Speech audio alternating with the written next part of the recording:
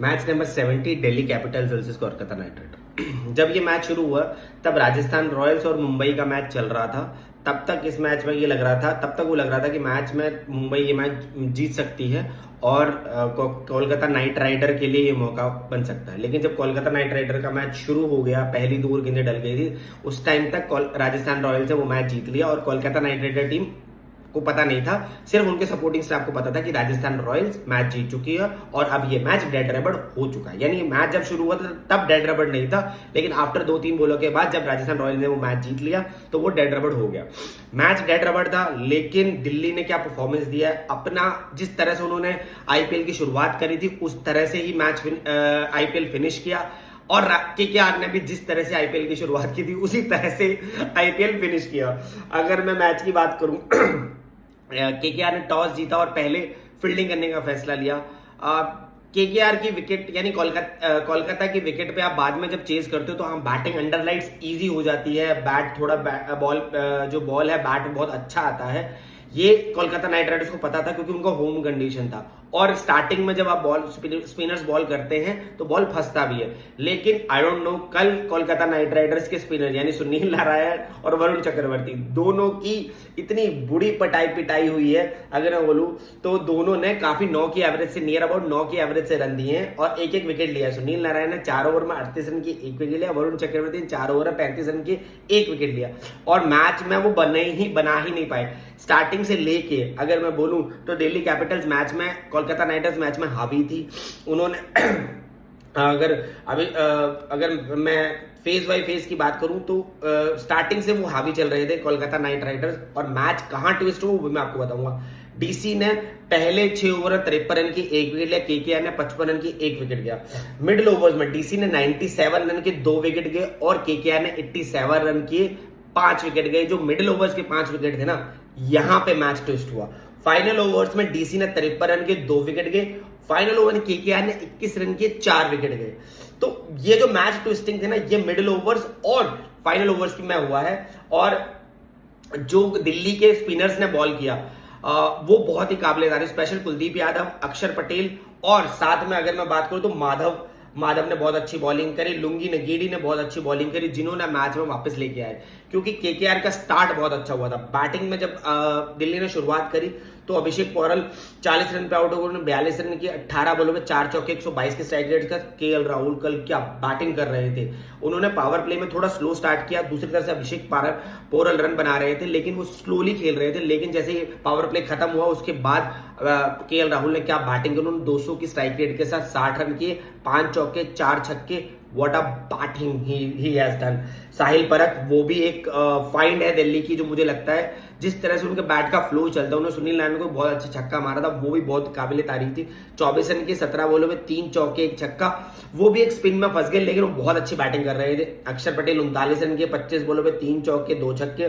David Miller ने कल अपनी पोटेंशियल फिर प्रूव की, उन्होंने 28 रन के 19 बॉलों पे 3 छक्के मारे। आशुतोष शर्मा 18 रन की 11 बॉलों में 113 की स्ट्राइक रेट के साथ 163 की स्ट्राइक रेट के साथ उन्होंने भी अपनी पोटेंशियल प्रूव की।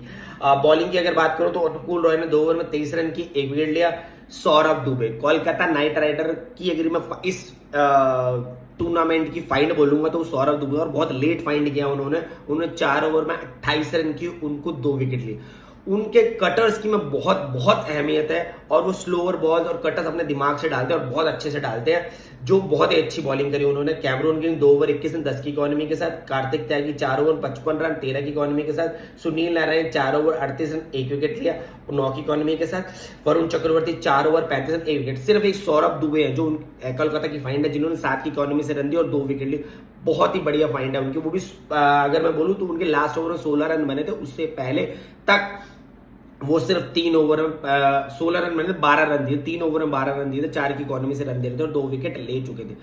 उन्होंने बहुत अच्छी बॉलिंग करी है सौरभ दुबे ने।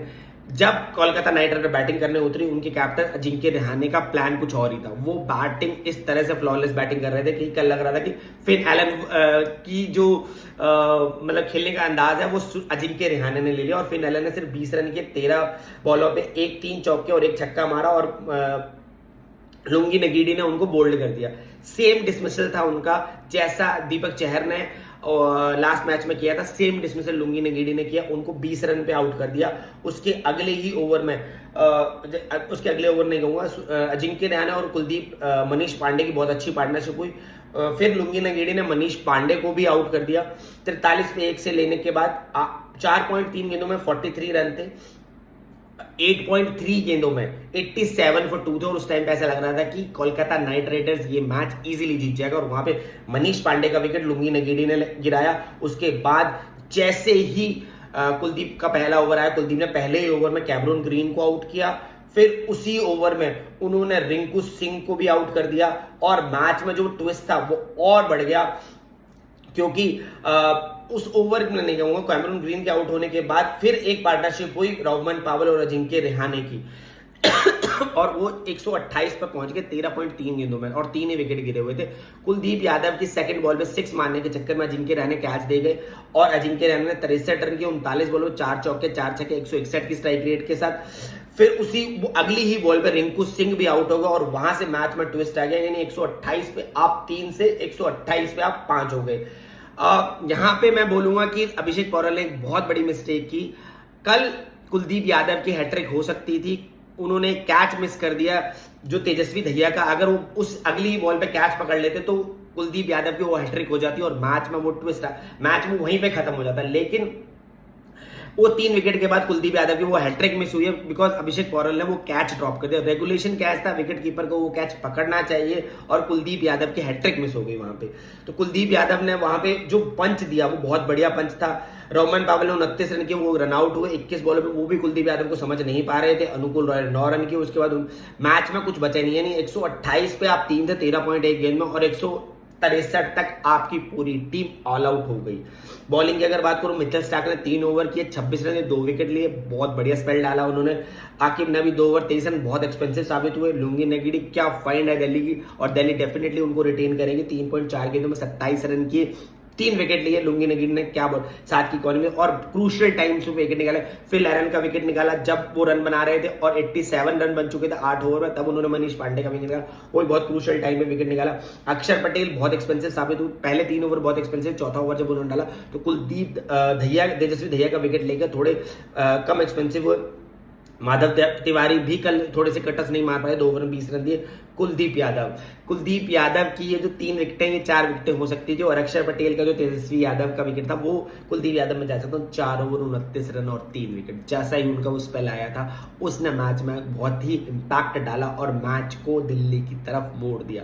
कोलकाता नाइट राइडर कुलदीप यादव की फिरकी में फंस गई थी, उनको समझ नहीं आ रहा था कि कौन सी बॉल सामने से टर्न हो रही है, कौन सी बॉल सीधी रह रही है, जिसकी वजह से वो हो गए। उन्होंने अजिंक्य रहाणे को आउट किया, उसी ओवर में रिंकू सिंह को आउट किया, और अगर मैं बात करूं तो रिंकू सिंह को आउट किया रिंकू सिंह के आउट होने और अजिंक्य रहाणे और कैमरून ग्रीन को आउट किया। ये 3 विकेट बहुत इंपॉर्टेंट है। कुलदीप भैया का भी विकेट उन्हीं का था, लेकिन अगर अभिषेक पौरल वो कैच पकड़ लेते तो कुलदीप यादव की वो हैट्रिक हो जाती, और ये इस आईपीएल की सबसे पहली हैट्रिक होती 2026 की। बट अभिषेक पौरल का वो कैच, रेगुलेशन कैच मिस हो गया, जिसकी वजह से वो हैट्रिक नहीं हो पाई।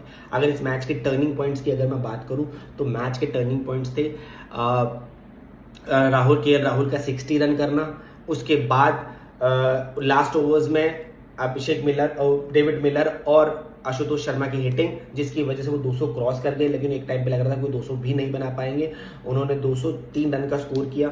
और थर्ड टर्निंग पॉइंट था कुलदीप यादव की वो बॉलिंग स्पेल, क्योंकि जिस टाइम कुलदीप यादव बॉलिंग करने आए उस टाइम पे Kolkata Knight Rider easily cruise कर रही थी, वो मैच को जीतने के कगार पे थी, लेकिन उनके जो 2 ओवर में वो 3 विकेटें थी वो मैच में ट्विस्ट कर गई। पहले ओवर में उन्होंने कैमरून ग्रीन को आउट किया, अगले ओवर में उन्होंने अजिंक्य रहाणे और रिंकू सिंह को एक ही ओवर में विकेट लेके, और वो हैट्रिक जो मिस हुआ उसके बाद मैच पूरी तरह से सील हो चुका था। कोलकाता नाइट राइडर इस मैच को अगर मैं बोलूं तो 40 रन से हार गई और मैच इजीली दिल्ली कैपिटल जीत गई, और दिल्ली कैपिटल ने अपना लास्ट मैच जीत के अपने दर्शकों के लिए एक तोहफा दिया। कोलकाता नाइट राइडर्स ने जिस तरह से आईपीएल की शुरुआत कर दी हार के, सेम इस तरह से हार के गई है, और उनके लिए बहुत बड़ी सीख है कि वो अगले सीजन में किस तरह से वापसी करते हैं। अब इस टूर्नामेंट के सिर्फ 4 मैचेस रहे हैं, 4 मैचेस 4 टीमें, देखते हैं कौन सी टॉप पे फिनिश करती है। 4 टीम, पहला मैच होगा 26 तारीख को। आप मुझे उसकी प्रेडिक्शन जरूर कमेंट्स में बताइएगा कि आरसीबी और जीटी में से कौन फाइनल में पहुंचेगा। लेकिन मेरी तरफ से मैं जो प्रेडिक्ट कर रहा हूं कि आरसीबी इस बार भी फाइनल में पहुंचेगी और पहला ही क्वालिफायर आरसीबी जीत के क्वालिफायर 1 में फाइनल में पहुंचेगी। दूसरे एलिमिनेटर में जीटी और एसआरएच के बीच जो होगा, क्योंकि जो एलिमिनेटर है वो एसआरएच और राजस्थान रॉयल के बीच में मैच है, और राजस्थान रॉयल और एसआरएच के मैचेस में हमेशा से राजस्थान रॉयल ज्यादा भारी रही है एज कंपेयर टू एसआरएच। तो राजस्थान रॉयल मुझे लगता है ये मैच जीत जाएगी और वो जीटी के साथ क्वालिफायर 2 खेलेगी, और क्वालिफायर 2 में जीटी और जो आरआर का मैच होगा उसमें शायद जीटी जीत के क्वालिफाई कर जाए। लेकिन मैं दिल से चाहूंगा कि इस बार जो इस बार का फाइनल हो वो आरसीबी वर्सेस एसआरएच हो। और मुझे लगता है कि शायद ये हो सकता है, क्योंकि एसआरएच के पास बॉलिंग भी है, बैटिंग भी है, लेकिन जीटी ऐसा नहीं होने देगी शायद। देखते हैं क्या होता है। आप अपनी प्रेडिक्शंस को मुझे कमेंट्स में बताइए, कौन सी 2 टीमें फाइनल खेलेगी और कौन सी टीम इस बार का आईपीएल जीतेगी। प्लीज मुझे कमेंट्स में बताइएगा। मिलते हैं कल एक और एनालिसिस के साथ। चलिए, शब्बा खैर।